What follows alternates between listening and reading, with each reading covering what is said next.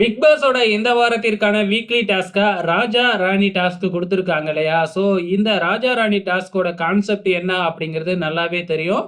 இப்ப 2 நாடா இருக்கு இல்லையா? இந்த 2 நாடையும் யாராச்சும் ஒருத்தவங்க கைப்பற்றி ஆகணும். அதுக்காக சில டாஸ்க்லாம் வச்சிருக்காங்களாட்டுக்கு பிக் பாஸு. ஸோ அந்த டாஸ்க் வந்து பார்த்தீங்கன்னா, ஒரு டாஸ்க் மாதிரிலாம் நடக்காது. கண்டிப்பா மிகப்பெரிய ஒரு போட்டி மாதிரி தான் நடக்குது. ஸோ, இப்ப ராணி சைடு இருக்கிற டீம் ஜெயிக்க போகுதா? ராஜா சைடு இருக்கிற டீம் ஜெயிக்க போகுதா? அப்படிங்கிறது தெரியல. பலகட்ட போட்டி வைக்கிறாங்க.